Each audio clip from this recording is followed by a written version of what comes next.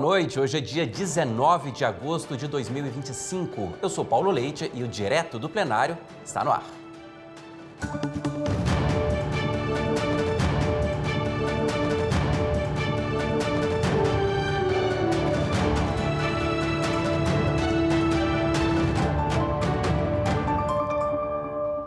Você acompanha em instantes a sessão do Tribunal Superior Eleitoral. E quem explica para a gente a pauta de julgamentos é o advogado João Marcos Pedra. Tudo bem, doutor João?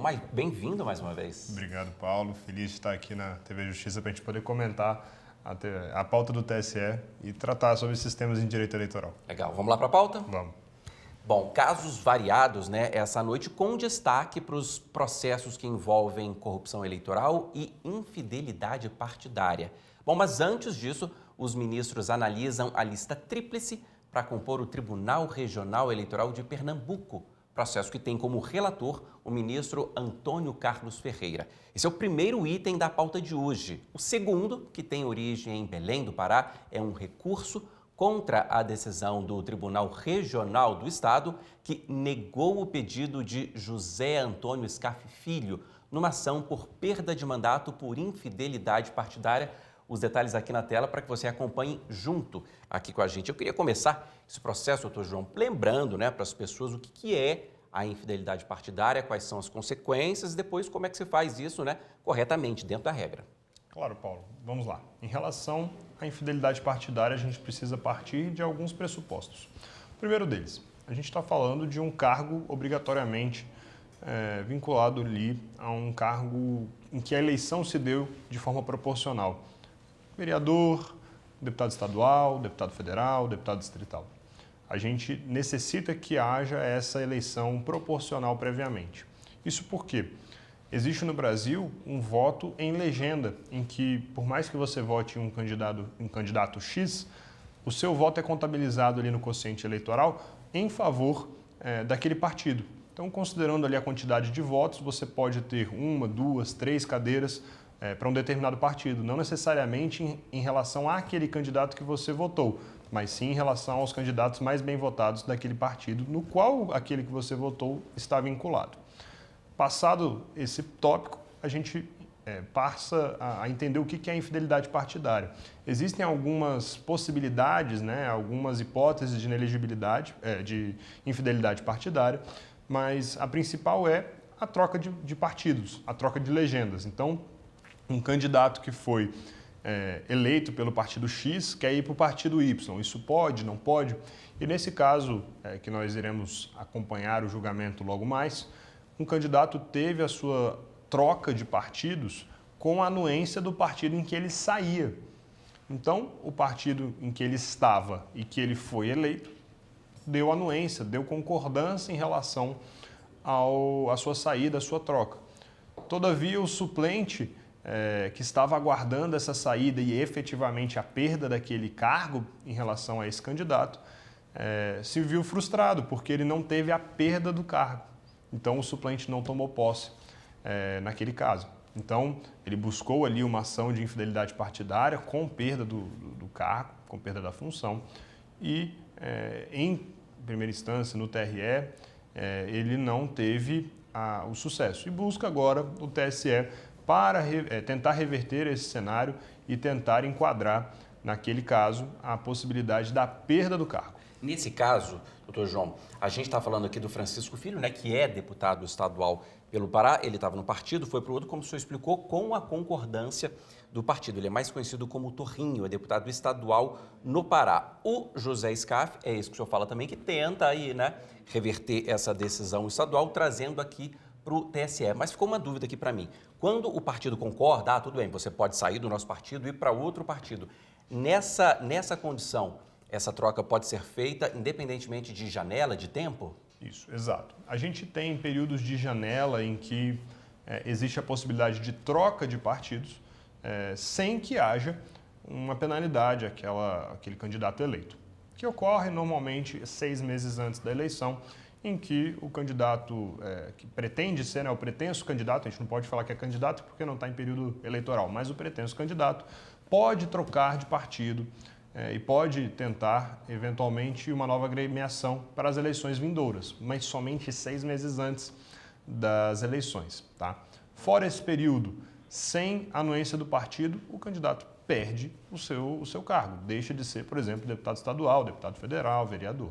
Então, com base nisso, a gente impossibilita, de fato, ali a continuidade, né, no seu cargo eletivo. E a consequência é grave, né? É a perda do mandato ali, que é o que o político evita sempre, não é isso? Exato. Não é bem a perda do mandato, mas é a perda do cargo eletivo. Então, o mandato segue existente porque o mandato acaba sendo do partido, mas passa para o suplente. Então, aquele candidato efetivamente eleito, ou então que acabou tomando posse como suplente, sai do cargo e entra o próximo. Então, a fila anda, basicamente. Ok, bom, esse é um caso relatado pelo ministro André Mendonça. Vou seguir aqui porque a gente muda de assunto no processo seguinte para falar de prestação de contas a partir de agora. Nesse caso, é a prestação do Diretório Nacional do Partido Cidadania referente ao exercício financeiro de 2019. Dados aqui na tela também para você. Houve o voto já da relatora, ministra Isabel Galotti, houve também o voto divergente do ministro Floriano de Azevedo Marques e o pedido de vista do ministro Nunes Marques, e é com esse voto que a gente volta. Bom, resumidamente, esse processo é o recurso do Cidadania contra a decisão do próprio TSE, que aprovou as contas com ressalvas. Tem aprovação com ressalvas, desaprovação, não prestação de contas. Eu sei que o senhor já me ensinou isso aqui, doutor João. Lembra para a gente quais são, né, essas possibilidades e as consequências também em cada uma delas. Claro, Paulo, vamos lá. A gente tem ali duas principais fontes de financiamento, tanto partidário quanto de campanha, de origem pública, que é o fundo partidário e o Fundo Especial de Financiamento de Campanha, que é conhecido popularmente como fundo eleitoral. Ambos os fundos têm a necessidade de passar por uma prestação de contas, o que a gente chama popularmente de accountability, que é, de fato, ali uma prestação de contas em relação a como foi gasto cada uma das rúbricas ali de uma conta partidária ou de uma conta de campanha. Há uma distribuição aos partidos desses valores. Os partidos em época de campanha, por exemplo, podem destinar aos seus candidatos, ou então, por exemplo, em relação ao fundo partidário, ele retém para si e faz ali o pagamento de funcionários, o pagamento para a sua subsistência. A gente pode esclarecer que, por mais que exista a possibilidade de doação privada para partidos, essa não é suficiente para que os partidos consigam sobreviver. Então, com base nisso, a gente pode presumir que necessita-se de valores do fundo partidário para a sobrevivência dos partidos de todas as naturezas. Que é dinheiro público, não é isso? Exatamente. Todos são dinheiros públicos. Então, tanto o fundo partidário quanto o fundo eleitoral. Ambos acabam passando por esse processo de prestação de contas. Ou seja, o Poder Judiciário, a Justiça Eleitoral, passa a analisar se os valores que estão ali, as rúbricas, são devidamente gastas da forma correta, como deveria ser.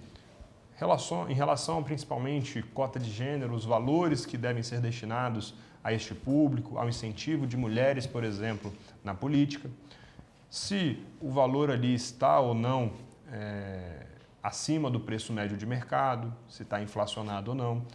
E aí existem essas 4 saídas: a aprovação com ressalvas, a desaprovação e a não prestação de contas. Cada uma tem a sua natureza. A aprovação das contas partidárias, ela basicamente recebemos a sua prestação e aprovamos, ponto final.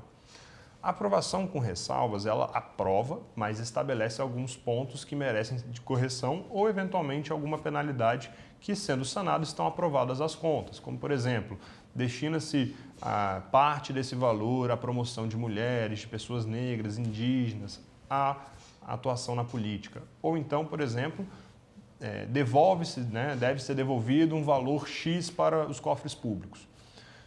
O terceiro caminho é a desaprovação, que já começa a entrar num regime um pouco mais grave. A desaprovação, ela decorre de uma série de ilicitudes dentro ali da prestação de contas, assim como de questões atécnicas, de que a conta efetivamente ela foi mal prestada, então ela é desaprovada, não foi utilizada os valores da forma correta, enfim. E aqui já começa realmente um problema, assim como as contas não declaradas como não prestadas. Essas últimas duas trazem consigo uma penalidade muito grande, que é a dificuldade de acesso ao fundo, a impossibilidade disso, o repasse passa a ser restrito, tanto ao fundo partidário quanto ao fundo especial de financiamento de campanha. Então, assim, essas últimas duas opções, todos os partidos e os candidatos tentam fugir, tá? Em relação à aprovação e aprovação com ressalvas, caso exista ali, eventualmente, alguma incoerência dentro da prestação de contas, algum ponto ali de debate, eventualmente os partidos e os candidatos tentam ir para aprovação com ressalvas. Eventualmente paga o que tem que ser pago e toca a vida dali em diante. Mesmo assim, você falou daquelas duas últimas, que são as piores, a desaprovação e a não prestação de contas. E a gente lembra sempre disso porque é dinheiro público, isso é importantíssimo, né? O trato com o dinheiro público. A não prestação é ainda pior que a desaprovação? Exatamente. A não prestação é quando sequer conseguiram fazer alguma análise mínima das contas que foram apresentadas. Seja por não ter sido apresentadas as contas, tá? Elas não foram apresentadas, ou então se elas foram apresentadas com uma deficiência enorme de informações. Isso acontece infelizmente, né, com uma regularidade maior do que a gente imagina, até porque a gente tem eleições desde caráter municipal até eleições presidenciais, por exemplo. E a gente sabe o quanto existe ali um déficit informacional, principalmente. Por isso que eu sempre digo, quando eu venho aqui, que busque sempre um advogado especialista em direito eleitoral e um bom contador, porque a sua vida política ela pode literalmente acabar por uma má prestação nas suas contas. Foi no tempo certinho, doutor João, porque a gente já vê aqui na tela a presidente do Tribunal Superior Eleitoral, ministra Carmen Lúcia. Tem mais ministros passando ali atrás da presidente do TSE, ministra Carmen Lúcia, para dar início a mais uma sessão ao vivo, direto do plenário do TSE. Vamos lá, porque já vai começar a sessão dessa terça-feira. Boa tarde a todas as pessoas presentes. Podemos nos assentar. Declaro aberta a sessão desta terça-feira, 19 de agosto de 2025, do Tribunal Superior Eleitoral. Cumprimento os senhores ministros integrantes deste Tribunal Superior, ministro vice-presidente, ministro Cássio Nunes Marques, hoje participando por videoconferência, o ministro André Mendonça. Cumprimento a senhora Corregedora-Geral da Justiça Eleitoral, ministra Isabel Galotti, ministro Antônio Carlos Ferreira, o ministro Floriano de Azevedo Marques, a ministra Estela Aranha. Cumprimento o senhor vice-procurador-geral eleitoral, doutor Alexandre Espinosa. Cumprimento senhoras e senhores advogados aqui presentes, a senhora ministra substituta Vera Lúcia, os servidores, todos que nos acompanham. Cumprimento o diretor-geral da Secretaria do Tribunal Superior Eleitoral, doutor Miguel Piazzi, e dou início à sessão administrativa, apregoando em mesa para julgamento o primeiro item da pauta, que é a questão de ordem na lista tríplice 0600-265-70, procedente do Rio de Janeiro, relatada pelo eminente ministro André Mendonça, sendo interessado o Tribunal Regional Eleitoral do Rio, advogados indicados Paulo César Salomão Filho, Gustavo Sampaio Teles Ferreira e Francisco Messias Neto. É uma lista tríplice que foi encaminhada pelo Tribunal Regional Eleitoral do Rio para provimento do cargo de juiz efetivo na classe de advogado, e na sessão do dia 7 de agosto, este tribunal determinou o encaminhamento da lista tríplice ao presidente da República para nomeação, propondo que se desse ciência ao Tribunal Regional Eleitoral Fluminense a imprescindível composição de que a lista tríplice para o preenchimento de outra vaga de juiz titular haveria de ser composta exclusivamente por advogadas do gênero feminino como forma de alternância nos termos da resolução deste tribunal. Eu passo, então, a palavra ao eminente ministro André Mendonça, que trouxe uma questão de ordem neste caso. Tem a palavra o ministro. Agradeço, senhora presidente, minha saudação a Vossa Excelência e, em nome de Vossa Excelência, os eminentes ministros, também vice-procurador-geral eleitoral, a todos os advogados e advogadas e aqueles que nos acompanham, de modo especial aos alunos e professores da Faculdade de Direito de Nova Serrana, em Minas Gerais, meus cumprimentos. Senhora presidente, eminentes ministros, como bem apregoado, trata-se de uma questão de ordem concernente a uma lista tríplice proveniente do Estado do Rio de Janeiro, do TRE do Rio de Janeiro, para preenchimento da vaga de juiz titular naquela Corte Regional. Na sessão administrativa de 7 de agosto último, ao proferir meu voto, eu fiz constar na parte dispositiva a determinação para que o Tribunal Regional do Rio de Janeiro fizesse uma próxima lista concernente ao cargo de juristas, advogados, portanto, uma lista exclusivamente formada por juristas do gênero feminino. Em razão desse aspecto, que não era da essência do debate, da análise naquela lista tríplice, é que formulo a presente questão de ordem, apenas com o intuito de afastar, desde logo, dúvidas que possam ter surgido em relação à interpretação da nova redação do parágrafo único do artigo 1º da Resolução 23.517, de 2017. Isso porque o edital lançado pelo TJ Rio de Janeiro para o preenchimento da vaga de que trata esta lista tríplice antecedeu a aprovação da resolução do TSE de número 23746, de 2025, de modo que, a meu ver, não há como retroceder a aplicação do referido regramento para alterar processos de escolha que já haviam sido iniciados. Ante o exposto, eu apresento a presente questão de ordem ao colegiado, com o fim de ser retificado daquela deliberação a parte que fez constar aquela imposição ao tribunal, ou seja, para que se exclua daquele julgado a diretriz impositiva de que a lista tríplice a ser formada para a segunda vaga de juiz titular do TRE do Rio de Janeiro seja composta exclusivamente por juristas do gênero feminino. É como voto, senhora presidente. Então, o eminente ministro André mantém o deferimento da lista, apenas exclui a obrigatoriedade de a próxima ser exclusivamente de advogadas mulheres. Como vota a eminente ministra Isabel Galotti. Senhora presidente, eu cumprimento Vossa Excelência e, em sua pessoa, todos os colegas, todos os que participam da presente sessão, Ministério Público, advogados e servidores. Eu concordo inteiramente com a questão de ordem apresentada pelo ministro André Mendonça, de que é a data da convocação dos advogados interessados a concorrer à vaga que constitui o marco temporal para a incidência da Resolução 23.746.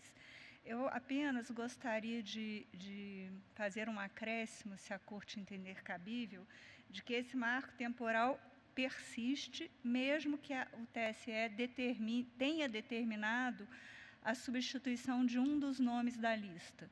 Ou seja, iniciado o processo com a convocação dos candidatos, é a resolução da época que vai prevalecer e não essa resolução posterior. Se o TSE, numa lista, um processo já iniciado antes da resolução, tiver apreciado uma lista, aprovados alguns nomes e mandado substituir um, eu penso que, mesmo assim, deve prevalecer o início do processo com a convocação dos candidatos para concorrer. Se o tribunal achar oportuno, eu proponho esse acréscimo à questão de ordem. Que é uma mudança do que nós tínhamos entendido, porque nós tínhamos fixado o entendimento, aliás, num voto, o ministro Floriano chegou a expressamente mencionar que as listas que já se tivessem formado não estariam na regulamentação. Exatamente. As listas que tivessem formado. Me lembro que o ministro Cássio, na época, chegou a fazer menção, olha, daqui para frente. E o ministro Floriano chegou a fazer constar num voto. Portanto, a próxima lista será só de mulheres. Eu não estou falando da próxima lista, estou falando da mesma lista. Sim, a hipótese é uma lista que foi feita ano passado, por exemplo, antes dessa resolução. Foi totalmente formada pelo tribunal com 3 nomes, foi apreciada pelo TSE antes da resolução e o TSE Manda glosou substituir. um nome, mandou substituir um nome. Então, eu penso que o Essa TSE, para realmente. substituir um nome, Ela não refaz a lista. ele não Exatamente. refaz a lista, é isso. Tanto que quando a gente vota, a gente diz, mantidos esses 2 nomes, que se Exato. complete a lista, o que for. E essa realmente não entra. Na hora Então, de estamos- completar a lista, o que vale é o que valia o que quando valia do no início período da anterior. Tá bem. Antes de passar a palavra ao eminente ministro Antônio Carlos, eu queria cumprimentar que estão presentes no plenário estudantes do curso de Direito da Faculdade de Nova Serrana, Minas Gerais. Quero que se sintam muito honrados, nós nos sentimos muito honrados com a presença dos senhores e que nós nos sentimos, portanto, muito ciosos. Eu inicialmente não tinha feito a referência, mas espero que seja proveitosa essa sessão. Com muito carinho nós recebemos todas as senhoras e senhores aqui. Muito obrigada pela presença. Como voto, eminente ministro Antônio Carlos Ferreira, na questão de ordem. Senhora Presidente, eu cumprimento Vossa Excelência, peço licença para subscrever os cumprimentos feitos por Vossa Excelência na abertura dos trabalhos, especialmente os cumprimentos dirigidos aos professores e alunos que acompanham nossa sessão. Eu desejo a todos uma excelente noite. Eu estou acompanhando o voto do eminente relator na presente questão de ordem com os acréscimos sugeridos pela ministra Maria Isabel Galotti. Agradeço a Vossa Excelência. Como voto, eminente ministro Floriano. Excelentíssima senhora ministra presidente, em nome de quem cumprimento os senhores ministros e as senhoras ministras, saudando também os estudantes do curso de Direito da Faculdade Nova Serrana de Minas Gerais, eu estou de acordo com a questão de ordem, mas uma dúvida me sobreveio. Se nós demarcarmos o termo inicial na convocação dos advogados, eu temo que nós estejamos correndo risco derivado da variação de métodos de montagem das listas pelos regionais. Porque alguns publicam editais, outros oficiam. Então, a minha preocupação, e aqui não é uma divergência, é algo que eu compartilho com os senhores ministros e as senhoras ministras, se para ter, concordando que tem que ter um termo para que nós possamos aferir listas da regra antiga, listas da regra nova, se não seria mais objetivo a vacância do cargo, o término do mandato do cargo para o preenchimento de cuja vaga a lista vai se prestar. Porque aí, ministro André, nós, na análise das listas, não vamos ter grande dificuldade de pesquisar o termo inicial. O meu receio, concordando com a necessidade de demarcar listas antigas e listas novas, é que nós tenhamos que perquirir qual é o processo que deu início à escolha ou à provocação da composição das listas. Então, eu compartilho com os senhores e as senhoras se não seria termos um dado mais objetivo para demarcar essa divisão. Eu prefiro ficar com a convocação, com a devida vênia ao ministro Floriano, porque já é um momento até posterior, senão nós teríamos que regredir ainda mais o período de início, vamos dizer assim, de vigência da resolução para as novas composições de listas. Então, eu só adendaria, ministro André, que na resposta à questão de ordem, os regionais fossem instados a documentar o momento da convocação para que os autos venham instruídos.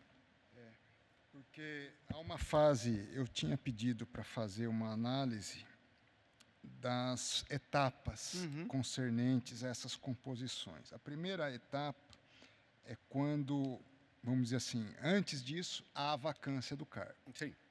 O termo final do mandato. Há o momento da notificação do TRE ao TJ. Depois, o TJ, por suas normas internas, é que abrem o processo de inscrição. Então, eu tô jogando para uma fase posterior.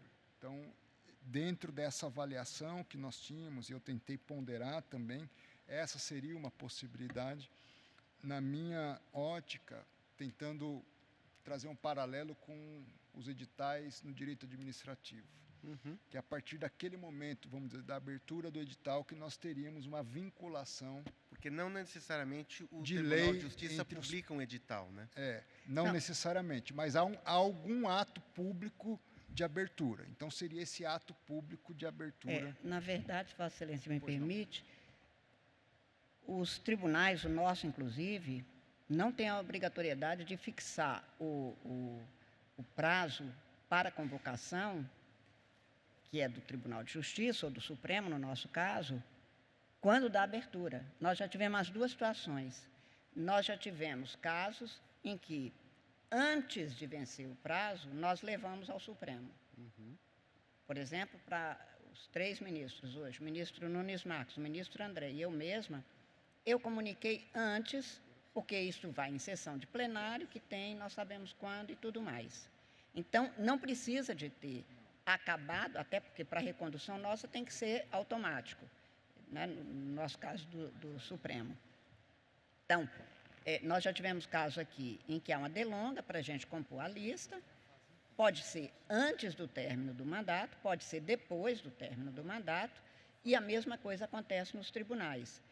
Nós tivemos um caso este ano de um tribunal regional eleitoral que ficou sem os 2 juízes substitutos.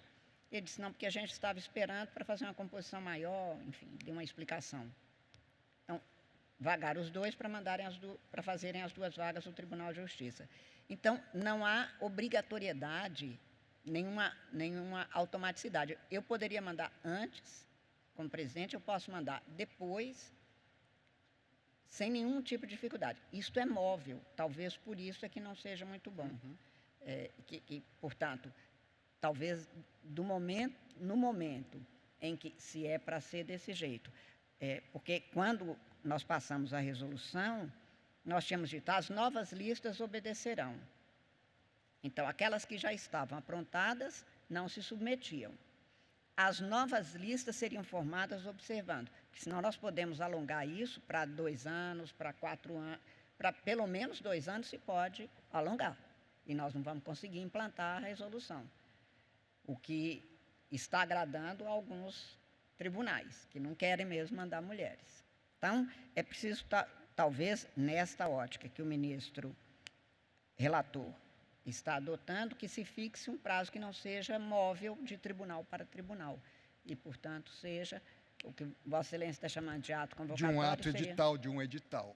Cada tribunal teria que ter lançado um edital de O processo já iniciado, a gente respeita.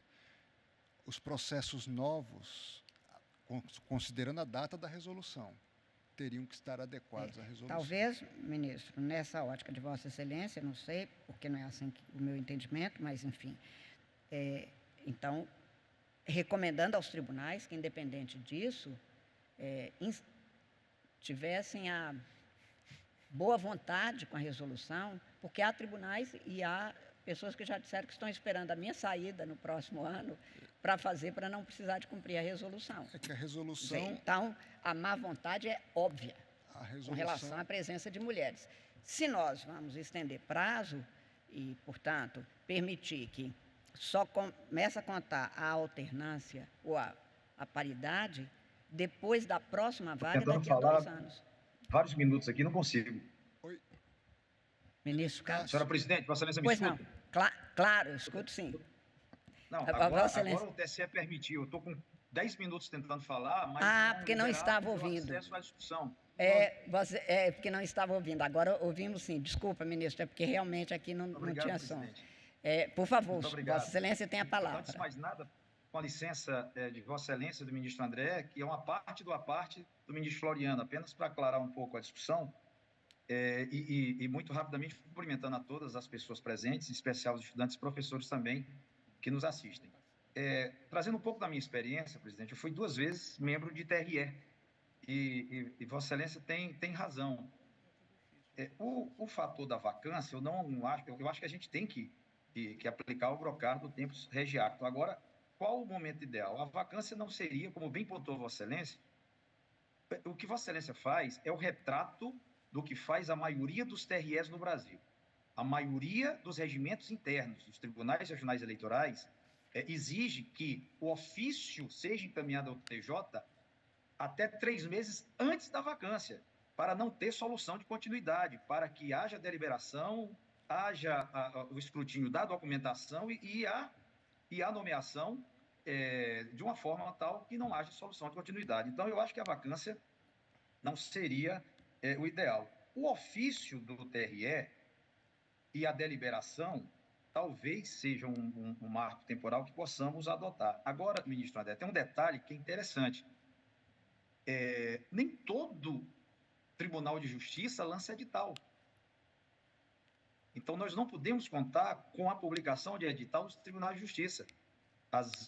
Já ocorre comumente uma sessão prevista para esse desiderato e que são levados 3 nomes e é aprovado por unanimidade, ou 4 ou 5, indicado pelos próprios embargadores. Então, como bem lembrou a nossa presidente, não há um critério objetivo em relação a isso. Então, a gente poderia optar ou pelo encaminhamento do ofício pelo TRE, comunicando a existência da vaga, porque isso é ordinário e obrigatório em todos os tribunais, ou a data da deliberação pelo TJ. Eu acho que esses são os marcos mais seguros. A vacância não, porque a maioria dos TREs encaminham o ofício antes da existência da vacância, e o edital do TJ também não, porque a maioria dos tribunais de justiça sequer publicam um edital para as inscrições. Ministro, perguntando a Vossa Excelência, Vossa Excelência, então, não acha que, como a deliberação pode demorar um pouco mais ou menos, a comunicação oficial ao TJ seria mais... Do TRE, esse é padrão, tem que existir. Que, como disse Vossa Excelência, esse é que seria certo, isso vai acontecer. Esse é certo para todos os TREs. Para todos os TREs. A deliberação pode ser na semana seguinte ou daqui a 2 meses, isso depende, até porque tem que convocar, tem que esperar a inscrição, e isso muda de um tribunal para outro.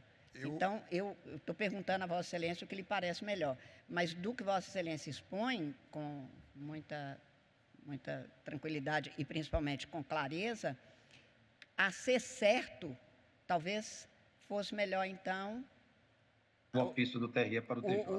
O recebimento do ofício no TJ, porque isso é imediato, mas eu estou dizendo, para não dizer, eu mandei, mas não chegou lá. Lembra, Vossa Excelência, que até eu mandei 1 mês antes, no caso de Vossa Excelência, este ano, sim. E se não chegou às mãos do presidente Supremo. Chegou, acho que ali ficou, não foi isso? Que aí eu tive que mandar uma cópia para Vossa Excelência, uma cópia para dizer, não, eu já tinha mandado, quando tinham dito a Vossa Excelência que não tinha sido enviado. Quer dizer, talvez... E só lembrando, presidente, serão muito poucos casos a serem abarcados por essa hipótese, porque, doravante, todas as listas que advirão já estarão sob o manto da resolução do TSE. Isso. Então, mas eu, de todo jeito, então, Vossa Excelência também está achando que o melhor momento para fixar com clareza e certeza seria a data da comunicação do TRE ao Tribunal de Justiça. Tá. Porque esse ofício ele pode sair antes da vacância, é uma regra nos TREs, a maioria dos regimentos internos adotam isso, então esperar a vacância não seria o ideal. É móvel, é uma data móvel, né? É uma data móvel. A deliberação também é uma outra data móvel também. Ministro André, ouvimos Vossa Excelência. Me adequo, senhora presidente, agradeço o ministro Nunes Marques.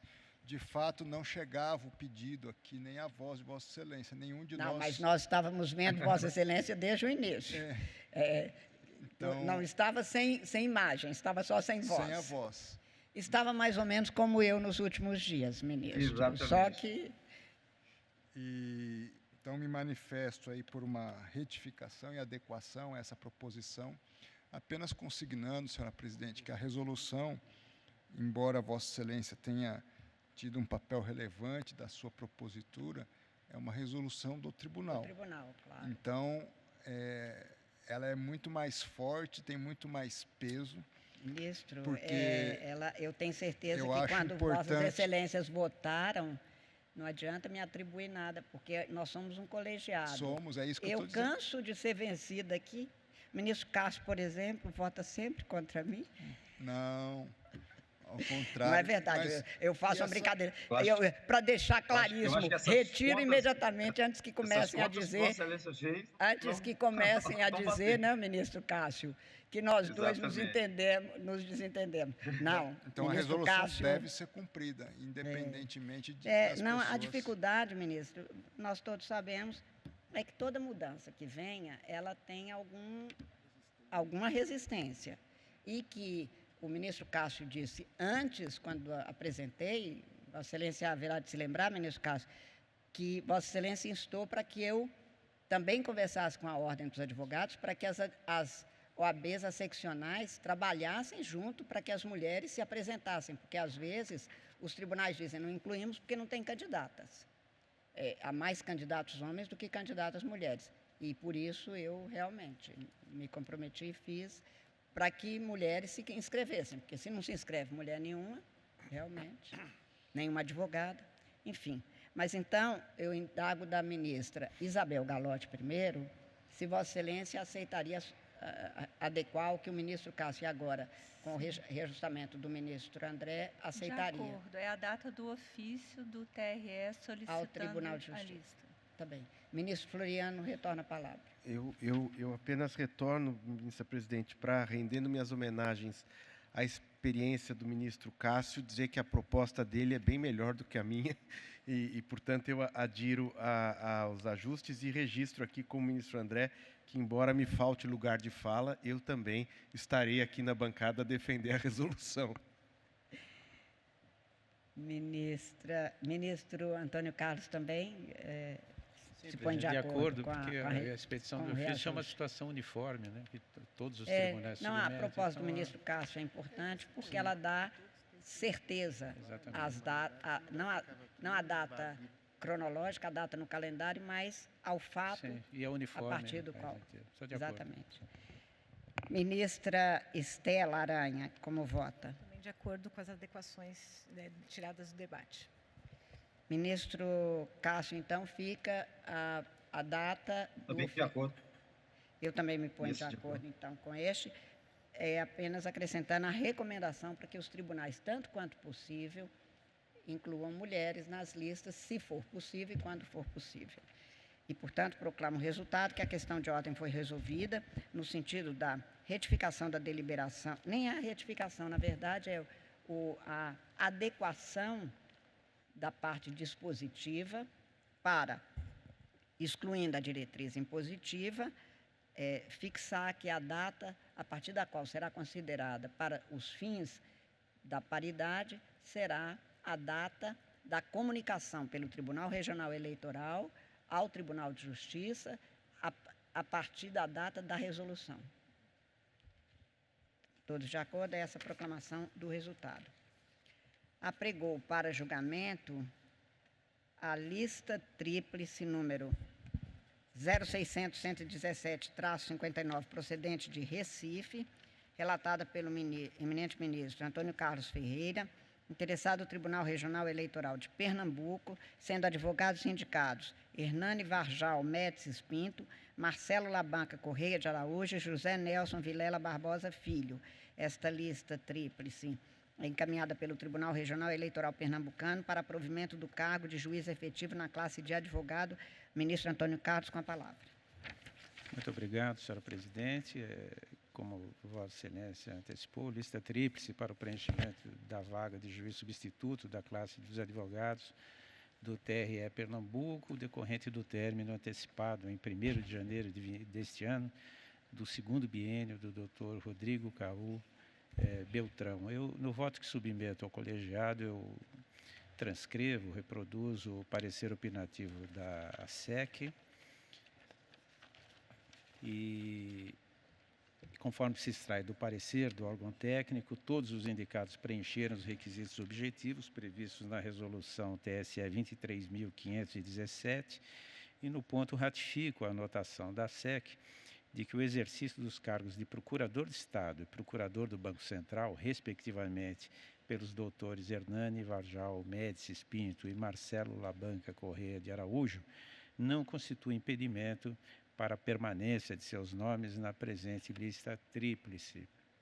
consoante os elementos informativos constantes dos autos, detalhados pela SEC. Em seu parecer, não há desabono aos nomes dos indicados que impeça de permanecerem na lista tríplice. De fato, ações cíveis em que o indicado figura como autor e ou credor não maculam a sua idoneidade, o que inclui a discussão acerca da cobrança de honorários advocatícios. E cito no voto julgados dessa Corte nesse mesmo sentido. Especificamente quanto ao Dr. José Nelson Vilela Barbosa Filho, que ocupa o cargo em comissão de diretor de assuntos jurídicos da autarquia de urbanização do Recife, o próprio indicado, fazendo alusão ao entendimento adotado no julgamento da lista tríplice 0600 016 32 da Bahia, comprometeu-se a formalizar sua exoneração caso seja nomeado para o cargo em disputa nesta lista tríplice. Ante a ausência de impugnações, o regular preenchimento dos requisitos objetivos e a falta de elementos informativos acerca da existência de mácula e idoneidade moral dos indicados, proponho, Sr. Presidente, o encaminhamento da lista tríplice ao Poder Executivo, consignando que a posse estará condicionada à prova da exoneração de eventual cargo em comissão em exercício. É como voto, Sr. Presidente. Então, o eminente ministro relator determinou o encaminhamento da lista tríplice ao presidente para nomeação, registrando que a posse estará condicionada do escolhido à prova de exoneração de eventual cargo em comissão. Eu indago dos senhores ministros se há alguma divergência. Ministro Castro, nos ouve bem? Portanto, também se põe de acordo. Estou de acordo. De acordo. Agradeço aos senhores ministros e proclamo o resultado que o Tribunal, por unanimidade, determinou o encaminhamento da lista tríplice ao Presidente da República para nomeação, registrando que eventual posse condiciona-se à prova da exoneração de eventual cargo em comissão em exercício. Agradeço a participação do Dr. Miguel Piazzi, diretor-geral da Secretaria do TSE. Declaro encerrada a sessão administrativa. Aberta a sessão jurisdicional. Senhor secretário João Paulo, a quem cumprimento, solicito que proceda a leitura da ata da sessão anterior. Ata da sessão ordinária jurisdicional do Tribunal Superior Eleitoral, realizada em 14 de agosto de 2025. Presidência da senhora ministra Carmen Lúcia, presente à sessão os senhores ministros Nunes Marques, André Mendonça, Isabel Galotti, Antônio Carlos Ferreira, Floriano de Azevedo Marques e Estela Aranha. Vice-procurador-geral eleitoral, Dr. Alexandre Espinosa Bravo Barbosa. Às 10 horas e 24 minutos foi aberta a sessão, sendo lida e aprovada a ata da sessão anterior. Foram julgados 9 processos e a sessão foi encerrada às 11 horas e 5 minutos. Indago dos senhores ministros se há alguma anotação, retificação ou observação a fazer sobre a ata e não havendo, declaro-a aprovada. Apregou para julgamento o agravo regimental no recurso ordinário 0600 012-92, procedente de Belém do Pará, relatado pelo eminente ministro André Mendonça, sendo agravante José Antônio Scaff Filho e agravados Francisco Torres de Paula Filho e o MDB estadual estão presentes no plenário virtual, para acompanhamento por vídeo, os advogados doutores Pedro Henrique Costa de Oliveira, em nome do agravante, José Antônio Scaff Filho, e doutor Eli Benevides de Souza Neto, em nome do agravado, Francisco Torres de Paula Filho. Cumprimento os senhores advogados, sejam muito bem-vindos a esta sessão. E este agravo é interposto contra a decisão pela qual foi mantido o acórdão do Tribunal Regional Paraense, julgando improcedente o pedido formulado na ação para decretar a perda do cargo de deputado estadual em razão de sua desfiliação partidária sem justa causa nas eleições de 2022. Tem a palavra o eminente ministro André Mendonça, relator. Agradeço, senhora presidente, renovando os cumprimentos. Trata-se de agravo interno e farei, portanto, a leitura resumida do meu voto. Senhora presidente, voto já compartilhado com os eminentes ministros. Neste agravo interno contra a decisão por mim proferida, que negou o seguimento ao recurso ordinário eleitoral interposto por José Antônio Scaff Filho, o qual pretende a decretação da perda do cargo eletivo de Francisco Torres de Paula Filho, deputado estadual no estado do Pará. A decisão agravada de minha lavra, assim como o voto que compartilhei com os eminentes colegas, se fundamenta em uma única constatação, de que a questão trazida agora em sede de recurso ordinário já foi objeto de decisão do TRE do Pará, uma vez que o ora agravado Francisco Torres de Paula Filho ajuizou ação de declaratória de justa causa para desfiliação partidária, tendo o Tribunal Regional do Estado do Pará deliberado pelo deferimento do pedido e formulado para declarar a presença da justa causa e assim consolidar o rompimento do vínculo partidário com o partido Podemos, sem haver a perda do mandato. Essa decisão transitou em julgado.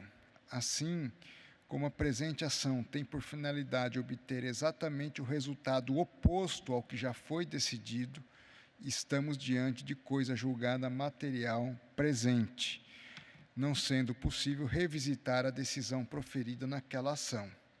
Ainda que o agravante suscite, como questão de fundo, a circunstância de que o agravado ostentava a condição de mero suplente e que, portanto, a carta de anuência dada pelo partido não constituiria justa causa, e ainda que se alegue suposto vício processual vislumbrado no processo anterior, entendo que a decisão que reconheceu a justa causa e manteve o agravado no cargo de deputado estadual encontra-se acobertada pelo manto da coisa julgada. Assim, senhora presidente, eminentes ministros, eu voto pela negativa de provimento ao agravo regimental, ora em julgamento. Agradeço a Vossa Excelência. O eminente ministro André Mendonça vota no sentido de negar provimento ao agravo, como vota a eminente ministra Isabel Galotti. Acompanho o relator. Agradeço a Vossa Excelência. Como vota o ministro Antônio Carlos Ferreira. De acordo com o relator. Agradeço a Vossa Excelência. Ministro Floriano de Azevedo Marques, como vota? Com o relator. Agradeço. Ministra Estela Aranha, como vota? O eminente relator. Agradeço a Vossa Excelência. Como vota o eminente ministro vice-presidente Nunes Marques? Também acompanho o relator, presidente. Agradeço a Vossa Excelência. Eu também acompanho e proclamo o resultado que o Tribunal, por unanimidade, negou o provimento ao agravo nos termos do voto do relator. Eu agradeço a presença dos eminentes advogados das partes. Apregou para continuidade de julgamento os embargos de declaração na prestação de contas número 0600-953-08, procedente de Brasília, relatada pela eminente ministra Isabel Galotti. São embargantes o Partido Cidadania Nacional e esses embargos foram postos contra acórdão deste tribunal, que julgou aprovadas com ressalvas as contas do Diretório Nacional do Cidadania relativos ao exercício de 2019. Na sessão virtual de 16 a 22 de agosto de 2024, a relatora ministra Isabel Galotti rejeitou os embargos de declaração e foi então acompanhada pelo ministro Ramos Tavares, Nunes Marques, André Mendonça, Raul Araújo e Carmen Lúcia. O processo foi retirado de julgamento, da pauta de julgamento, por pedido de destaque formulado pelo ministro Floriano de Azevedo Marques. Na sessão de 22 de outubro de 2024, a eminente ministra relatora reajustou o voto proferido no plenário virtual, passando a acolher em parte os embargos de declaração sem efeitos modificativos, apenas para prestar esclarecimento. Inaugurou a divergência o ministro Floriano de Azevedo Marques, que acolheu em parte os embargos de declaração opostos pelo Diretório Nacional do Cidadania, para admitir os documentos tardios apresentados pela agremiação alusivos às passagens aéreas, tendo sido acompanhado pelo ministro Ramos Tavares. E, então, pediu vista o ministro Nunes Marques. Apenas registrando que, como o ministro Antônio Carlos Ferreira sucede o ministro Raul e a ministra Estela sucede o ministro Ramos Tavares, eles dois não votam nesta sentada. Tem a palavra o eminente ministro vice-presidente Nunes Marques. Obrigado, senhora presidente. Renovo os cumprimentos a todos.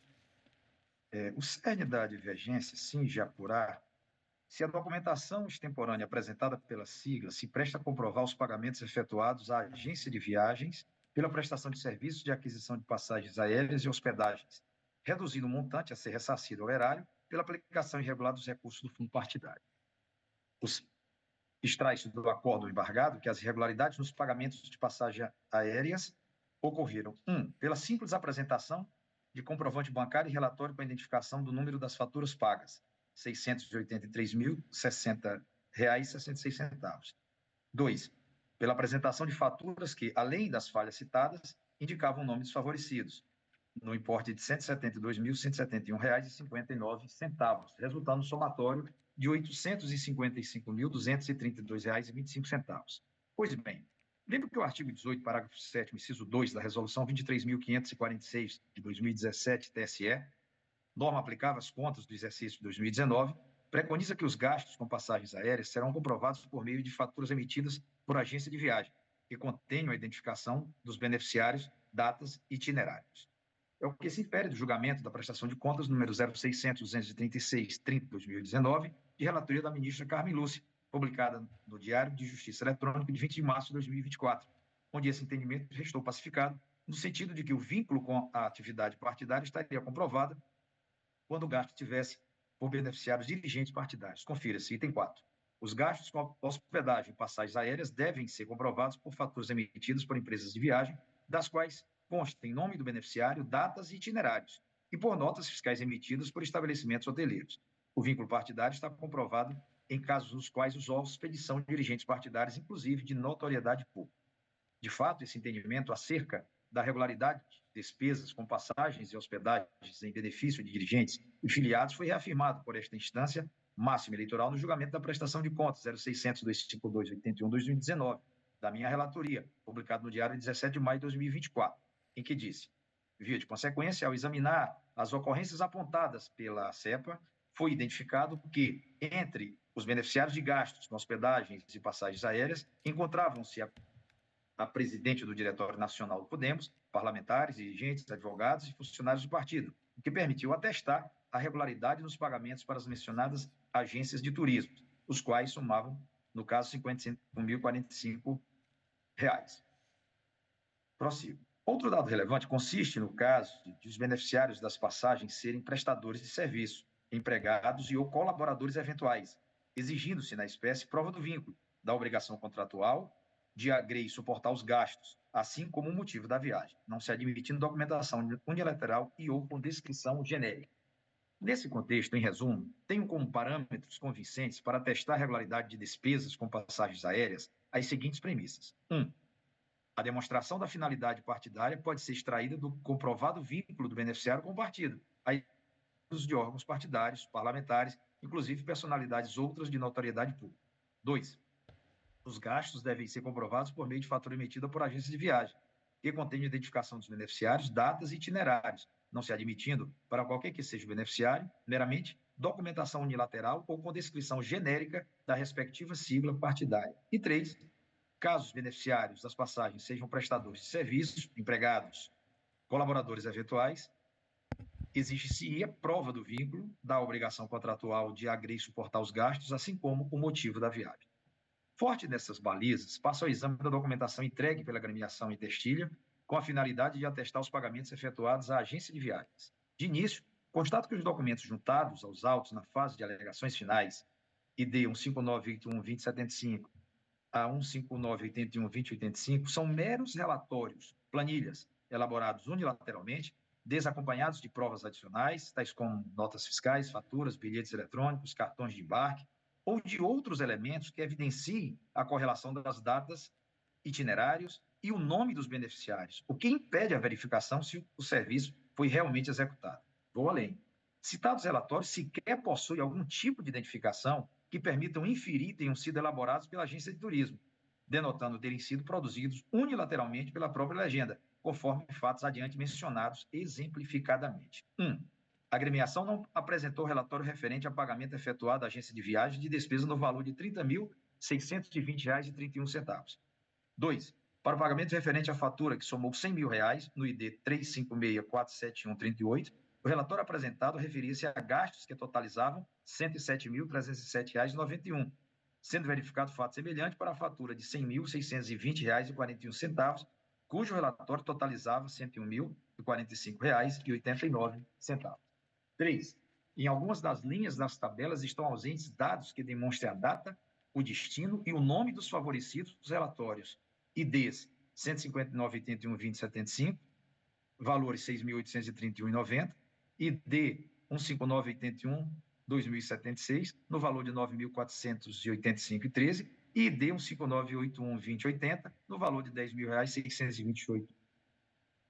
10.628,40.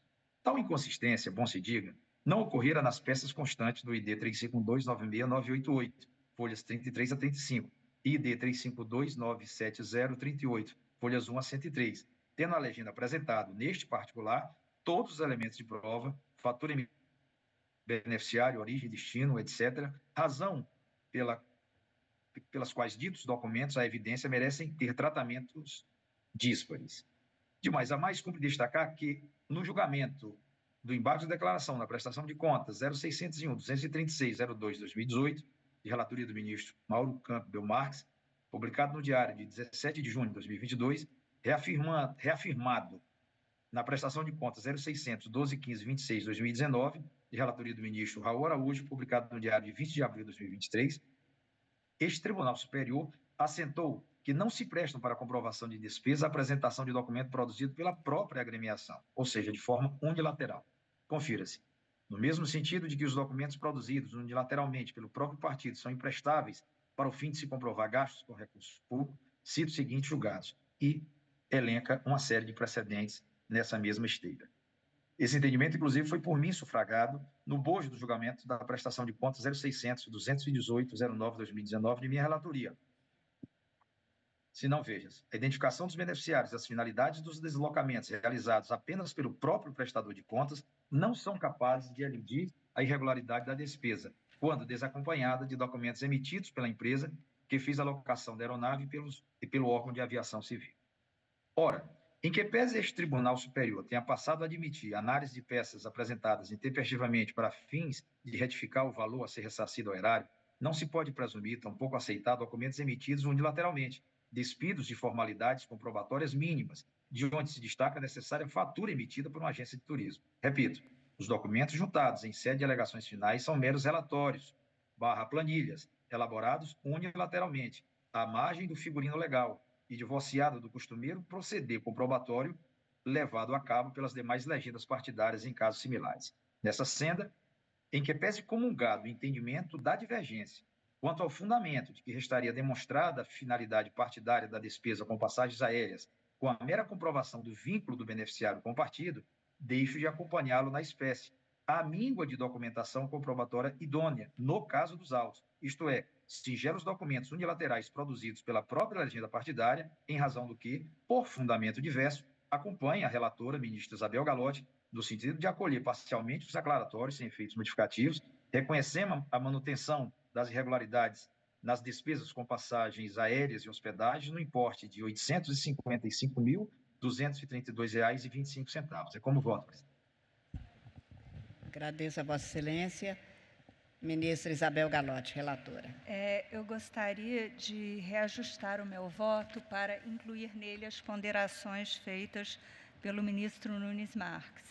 Em seu cuidadoso e minucioso voto, o meu voto anterior se assentava também neste fundamento de que eram meras declarações unilaterais que não se prestavam à prova da vinculação das viagens com atividades partidárias. Mas eu concordo com o ministro Nunes Marques e também com o ministro Floriano, que caso sejam dirigentes partidários, não há necessidade de demonstrar vinculação com alguma atividade específica. E o ministro Nunes Marques bem ressalva que, se os beneficiários das passagens forem prestadores de serviço, empregados, colaboradores eventuais, aí sim deve-se exigir a prova do liame entre aquela viagem e alguma atividade partidária específica. No presente caso, eu reafirmo a minha convicção no ponto a que aderiu o ministro Nunes Marques, de que os documentos não são idôneos para comprovar que esses gastos tenham sido, de fato, feitos em prol de dirigentes partidários e não são hábeis a demonstrar a vinculação das passagens com atividades partidárias, reajustando apenas a parte em que afirma deverá haver uma vinculação com um evento específico, no caso de se tratar de dirigente partidário. Então, me alinho às ponderações feitas no voto do ministro Nunes Marques. Mas, então, tanto Vossa Excelência, como agora vem de afirmar em seu voto o ministro Nunes Marques, neste caso, está acolhendo em parte os embargos, mas sem efeitos modificativos, certo, ministro Cássio? Porque neste caso, realmente não há comprovação de nada. Então, Vossa Excelência apenas acolhe fundamentos do voto do ministro para fazer essa distinção. Porque, na parte dispositiva, o ministro Cássio estava acompanhando o voto reajustado de Vossa Excelência. Sim. Deixa eu ver o voto original. O original tinha sido reajustado por Vossa Excelência. Sim. Mas o original acolhe em parte os embargos de declaração somente para prestar esclarecimentos sem efeitos modificativos. O que eu reajustei foi a fundamentação, isso que eu estou para dizendo. Que a fundamentação acompanhe a ponderação do ministro Nunes Marques, que foi já primeiro feita pelo ministro Floriano, de que se for dirigente, já se presume que haja um vínculo partidário. Mas, neste caso, não sendo, portanto, mantém-se as irregularidades. Sim. Pois não. Agradeço a Vossa Excelência a explicação. Como voto ao eminente ministro André Mendonça. Agradeço, senhora presidente, e apenas consignar que acompanhe a eminente relatora com o reajuste do voto ora feito. Também eu acompanho a relatora com o reajuste no sentido do acolhimento em parte, mas mantendo, como diz o ministro Cássio, e agora vem de reafirmar a ministra relatora, sem efeitos modificativos, reconhecendo a manutenção das irregularidades nas passagens aéreas e hospedagens, para as quais, como bem afirmou hoje o ministro Cássio Nunes Marques, não há comprovação alguma e esta declaração unilateral não serve para fazer prova do que posto. Então, proclamo o resultado que o tribunal, por maioria, acolheu em parte os embargos de declaração sem efeitos modificativos, apenas para prestar os esclarecimentos no sentido da manutenção das irregularidades, portanto, nas despesas com passagens aéreas e hospedagens no importe de R$ 855.232,25, ficando vencidos os ministros Floriano de Azevedo Marques e Ramos Tavares, que tinha acompanhado a divergência. Eu registro o voto do ministro Raul Araújo, que tinha votado antes do reajuste, mas no final ele rejeitava os embargos de declaração.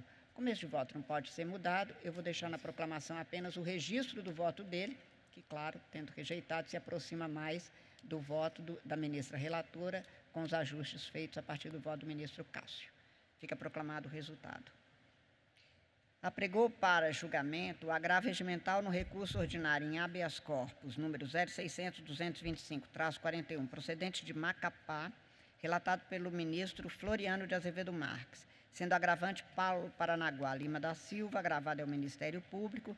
Este agravo é interposto contra a decisão pela qual se manteve acórdão do Tribunal Regional Eleitoral do Amapá, que rejeitara a questão de ordem alusiva à suspeição do relator, conhecera do habeas corpus e, no mérito, denegar a ordem impetrada contra ato do juízo da 2ª Vara Eleitoral de Macapá, que tinha deferido medida de busca e apreensão criminal por suposta prática de corrupção eleitoral nas eleições de 2024. Não haverá sustentação oral, mas está presente neste plenário o doutor Samuel Camargo Falavinha, que representa o agravante, o Paulo Paranaguá Lima da Silva. Tem a palavra o eminente ministro Floriano de Azevedo Marques. Senhora ministra presidente, reiterando os cumprimentos, como pregoado, trata-se de recurso ordinário contra acordo do TRE do Amapá, que denegou ordem para anular o deferimento de medida cautelar de busca e apreensão pelo juiz da 2ª Vara Eleitoral de Macapá. Tanto o recurso como o agravo regimental são tempestivos e bem instruídos. A negativa do habeas corpus criminal adveio da premissa de que o recorrente, aspas, aqui, não teria se desincumbido de comprovar a alegação de que, no momento do deferimento da busca e apreensão pelo juízo da 2ª Vara de Macapá, o juízo eleitoral da 2ª Vara Eleitoral de Macapá, já estivesse efetivamente em funcionamento o juízo de garantias. No agravo regimental, o agravante impugna de forma suficiente os fundamentos adotados na minha decisão, reforçando o argumento de que há prova pré-constituída de que, à época da decisão do deferimento da medida cautelar pela 2ª Zona Eleitoral, a 6ª Zona Eleitoral de Santana, que a quem incumbia por resolução responder como juiz de garantias, já estaria, sustenta a parte, concretamente instalada e efetivamente funcionando. Pois bem, após analisar com profundidade os termos do agravo regimental e refletir sobre o contexto fático-jurídico narrado, entendo que a matéria deve ser revisitada, pois, como passo a fundamentar, o caso denota risco de violação do juízo natural e escolha do caso pelo juiz em típico case shopping. Inicio retomando o contexto normativo sobre a implementação do juiz de garantias no TRE do Amapá, que serviu como fundamento para a decisão monocrática que negava seguimento ao recurso em habeas corpus e, após isso, apresentarei as razões que me levaram a alterar o entendimento. A instalação do juízo de garantias pelo TRE do Amapá foi um tanto quanto intrincada do ponto de vista normativo. Com o advento da Lei 13.964 de 19, instituidora do juiz de garantias, o TRE local implementou o referido instituto por meio da Resolução 599, da sua Resolução 599, esta publicada no dia 9 de julho de 24. Nela, ficaram estabelecidos 3 núcleos regionais eleitorais. Esta resolução determinou ainda que as zonas eleitorais continuassem processando os feitos em andamento até a sua redistribuição a estes núcleos. É dizer, foram criados os núcleos regionais eleitorais, instituída na Organização Judiciária Eleitoral os juízos de garantias e se deu, como é de bom alvitre, um período para remanescer a competência nos juízos originários até que fossem efetivamente, materialmente instalados os juízes de garantia, quando então dar-se-ia a redistribuição para estes núcleos. Conforme referida a resolução, deveria então ser mantida a regular tramitação dos processos existentes nas zonas eleitorais até a redistribuição destes para os núcleos regionais eleitorais das garantias, estabelecendo-se 2 prazos para a transição. Até 90 dias após a publicação da resolução, ou até 30 dias após a instalação dos respectivos núcleos. E aqui eu reproduzo os parágrafos 1º e 2º do artigo 3º da sobredita Resolução 599. De fato, é inegável, não houve a implementação imediata dos juízos de garantias com a publicação da resolução, uma vez, como dito, que a própria norma previa uma transição. Além disso, ressalta-se que a ausência de funcionamento imediato do juiz de garantias ficou evidente da leitura do artigo 12 da mencionada resolução, que condicionava a efetiva instalação dos núcleos regionais à disponibilidade orçamentária, reforçando este período de transição. Posteriormente, em 30 de nove de 2024, sobreveio a Resolução 610, que revogou a 599 e estabeleceu, a partir da data de publicação, 30 de setembro, o pleno funcionamento dos núcleos regionais eleitorais. Ressalto que o referido normativo manteve a essência das disposições contidas na Resolução 599, prevendo o prazo de 90 dias para redistribuição, ou melhor, mantendo o prazo de 90 dias para redistribuição em trâmites das zonas eleitorais e 30 dias para a redistribuição após a instalação dos núcleos. E aqui cito também o texto da Resolução 610. Pois bem, diante do quadro normativo e do contexto temporal narrados, extraio 2 pontos essenciais para o deslinde do feito. Primeiro, a partir da Resolução 599, cria-se a previsão e a possibilidade de instalação do juízo de garantias no âmbito do TRE do Amapá. A instalação do juízo de garantias, contudo, não decorria de forma automática, ficando condicionada a uma existência de condições orçamentárias aptas a ensejar a efetiva instalação de tais núcleos. Neste entretempo, mantinham-se as competências dos juízos eleitorais de origem.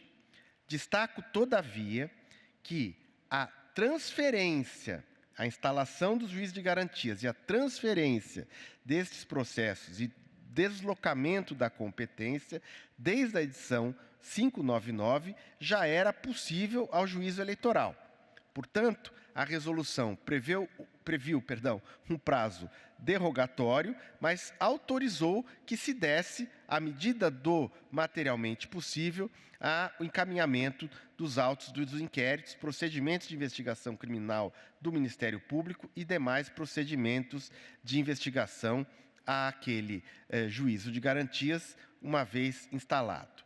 2. Após a edição da Resolução 610, aí sim, obrigatoriamente, todos os núcleos se consideravam implantados, tornando-se uma situação até aqui envolvida ou dependente de uma questão fática, implementação e funcionamento, num ponto jurídico irrefutável, pois o artigo 10 da Resolução 610 estabeleceu, aí sim, uma obrigação mandatória, derrogatória, de que os núcleos estivessem em funcionamento a partir de 30 de setembro de 24.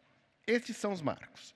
Pois bem, a partir de tais pontos, a conclusão que tiro é que a Resolução 599 determinou a criação dos núcleos regionais e possibilitou o encaminhamento, neste entretempo, dos inquéritos e procedimentos sob a condição fática de que os núcleos estivessem efetivamente instalados.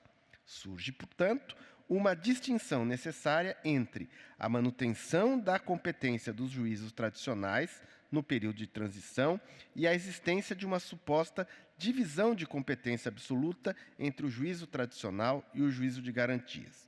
Conforme destacado na Corte Eleitoral, abro aspas, ao estabelecer a obrigatoriedade de redistribuição dos processos a partir de 30/9, a Resolução 610 deixou claro que até essas datas os juízos eleitorais tradicionais ainda podiam manter uma competência sobre os feitos em tramitação. Ocorre que a manutenção da competência do juiz eleitoral tradicional pressupunha a não instalação do juízo de garantia. De outro lado, caso o juízo eleitoral tradicional encaminhasse os feitos ao juízo de garantias, estaria por compreendê-lo instalado e deveria, então, fazê-lo em relação a todos os processos que estivessem em tramitação sobre a sua vara, com esse recorte de inquéritos ou procedimentos investigativos criminais. E aqui eu começo, então, a desenvolver o raciocínio que me levou a esta mudança de entendimento e me leva à decisão final. O que entendo não ser possível, sem sombra de dúvida, é que o juízo eleitoral tradicional passasse a encaminhar alguns feitos ao juiz de garantia e mantivesse sua competência sobre outros feitos de sua competência. o que gera uma ilegal situação de uma competência funcional de natureza absoluta e fixada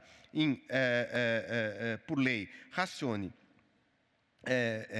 matéria, em uma competência compartilhada por mais de um juízo.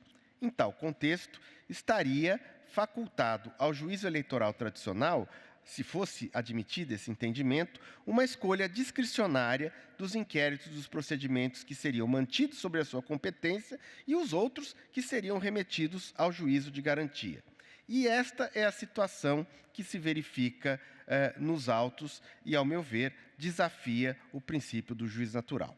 Conforme esclarecido no tópico anterior, durante o período fixado na Resolução 599, o juízo eleitoral tradicional manteve a sua competência sobre inquéritos e procedimentos investigativos, mas já tinha a possibilidade, ou melhor, o poder de dever de verificar a instalação material do Núcleo Regional Eleitoral de Garantias e, então, realizar tais feitos ao tal juízo.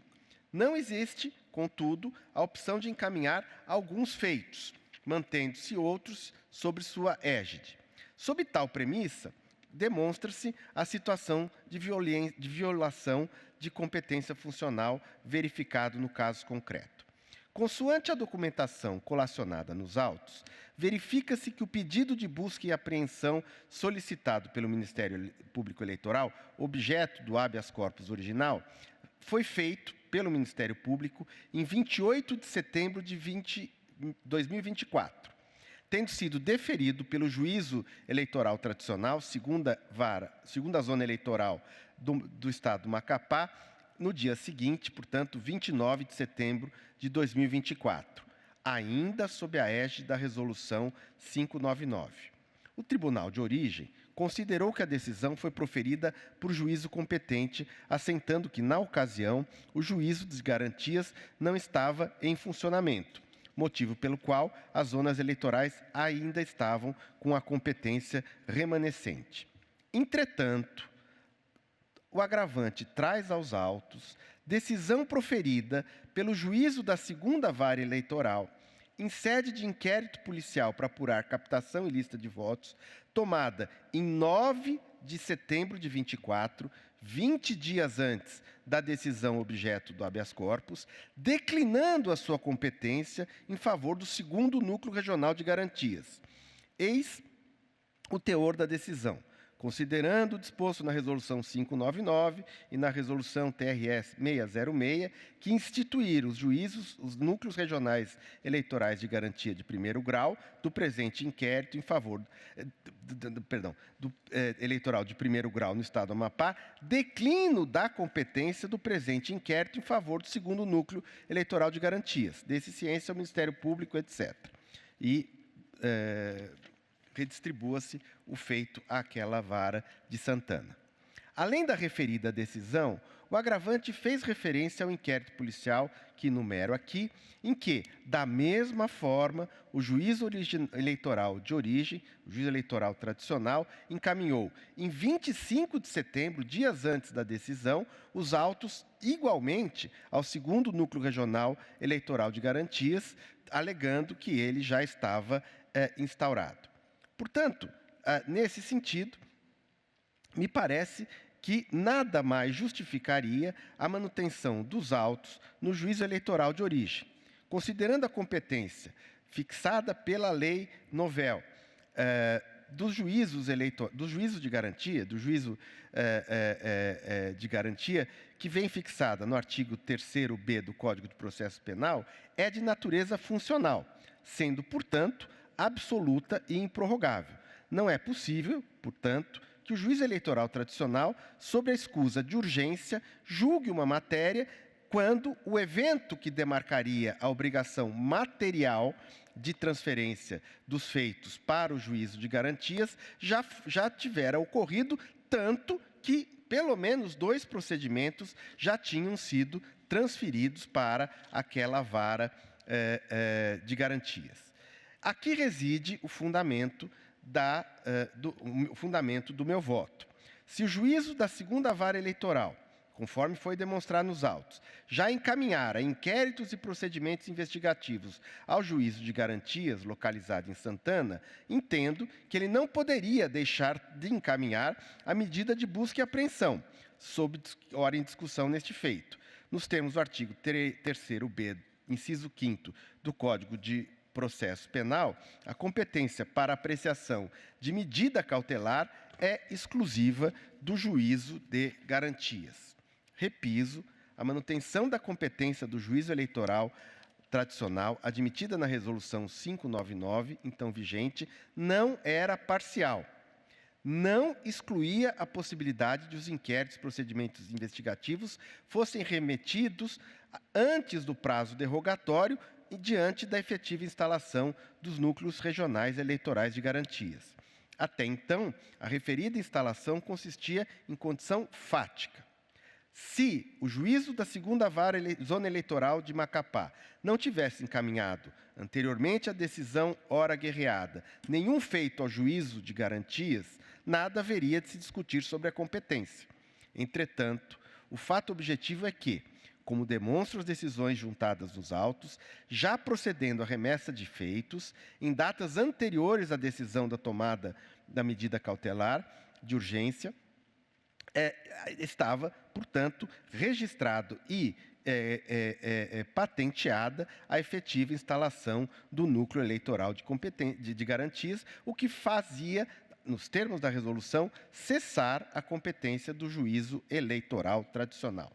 Diante de tal quadro fático, a meu ver, resta claro que houve ofensa à competência absoluta do juízo de garantias para apreciar a medida cautelar de urgência objeto dos autos, o que constitui, ao meu ver, causa de nulidade da medida processual e consequente invalidação dos seus feitos por ferimento do princípio do juiz natural. Ante as razões invocadas, revejo o entendimento anterior e dou provimento ao agravo regimental para revogar a decisão que enumero e, na sequência, dou provimento ao recurso em habeas corpus para conceder a ordem e declarar a nulidade da busca e apreensão cumprida nos autos que enumero, declarando a invalidade de todos os seus efeitos. É como eu voto. Agradeço a Vossa Excelência. Então, o ministro Floriano, relator, proveu o agravo em recurso para rever o entendimento anterior, dando provimento ao agravo, revogando a decisão e dando provimento ao recurso para conceder a ordem e declarar a nulidade da busca e apreensão cumprida, declarando a invalidade de todos os seus efeitos. E esta parte dispositiva do voto. Na sequência, pede vista a ministra Estela Aranha.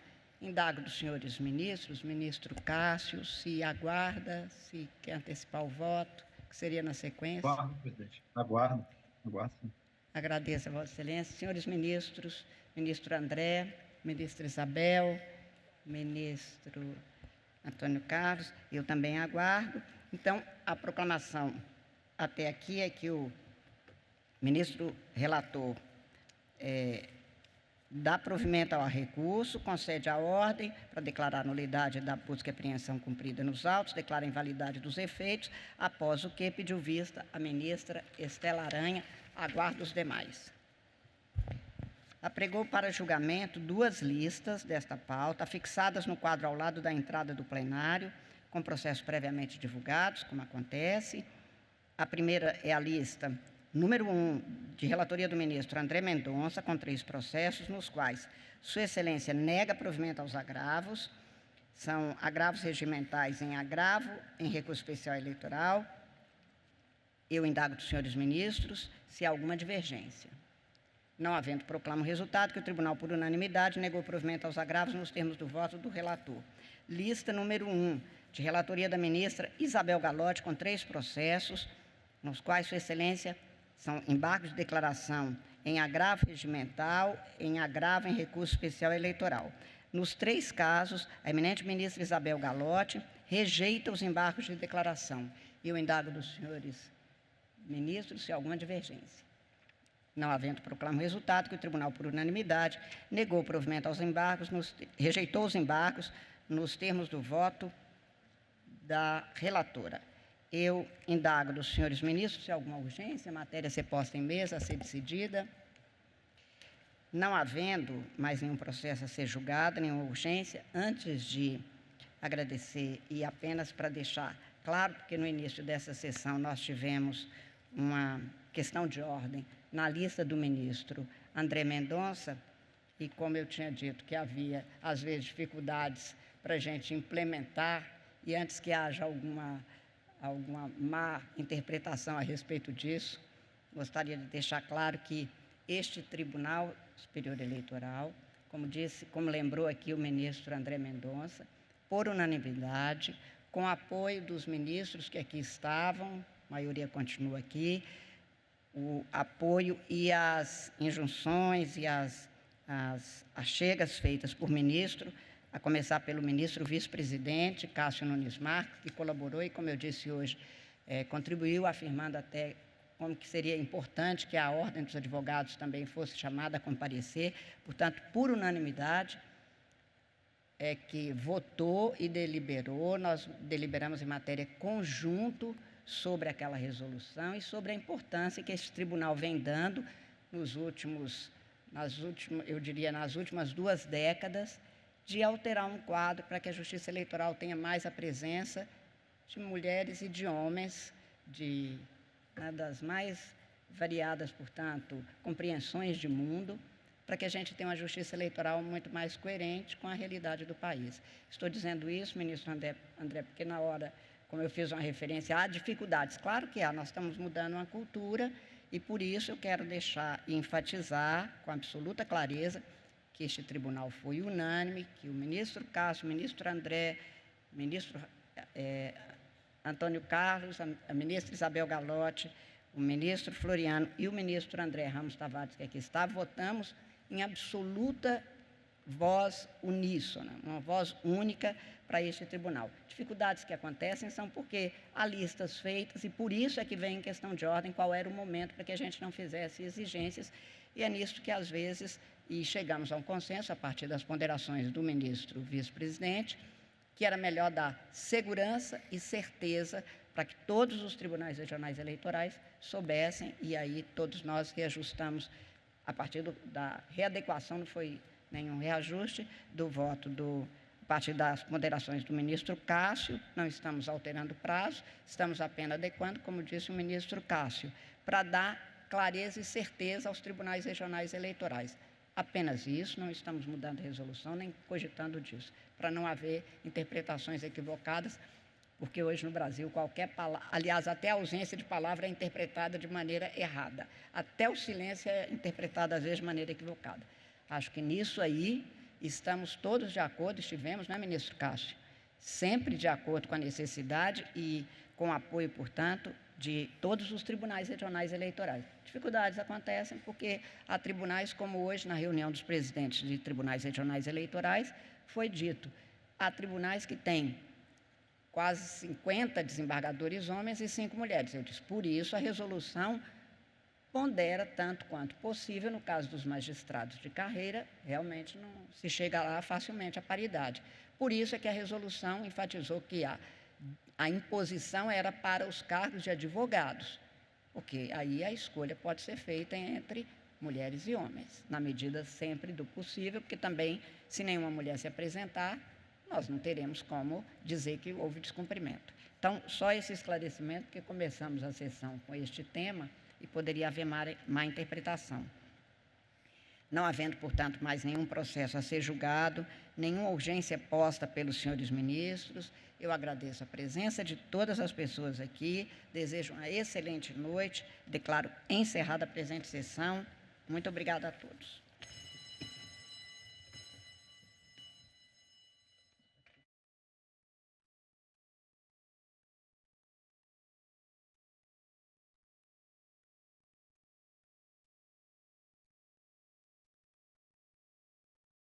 E o Direto do Plenário com a sessão do TSE fica por aqui. Muito obrigado pela sua companhia ao longo dessa noite e até a próxima sessão. Tchau.